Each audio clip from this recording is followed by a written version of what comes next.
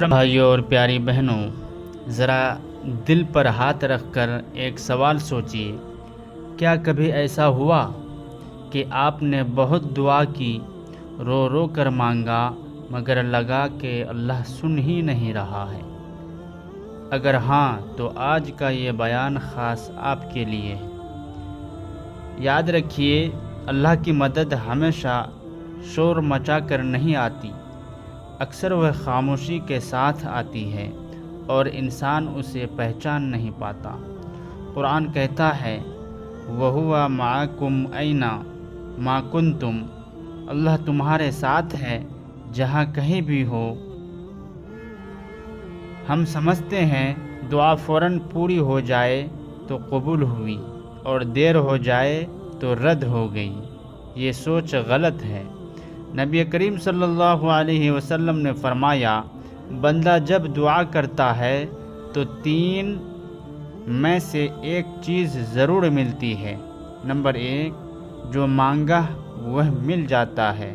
Number 2، یا اس سے بڑی مصیبت ٹال دی جاتی ہے۔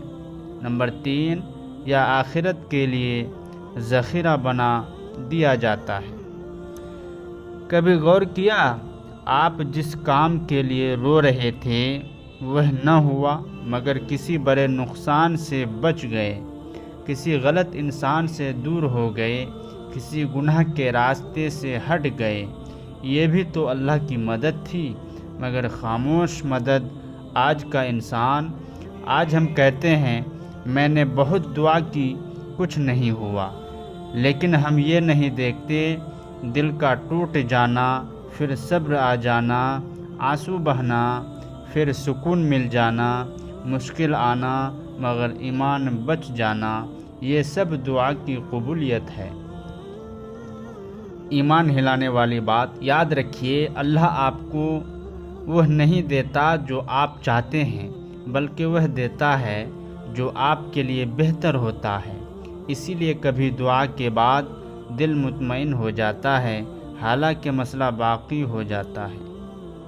آخری پیغام، میرے بھائیوں، اگر آج آپ تھک گئے ہیں، مایوس ہیں، سمجھ نہیں آ رہا، تو بس اتنا یاد رکھیے، اللہ کی خاموش مدد کام کر رہی ہے۔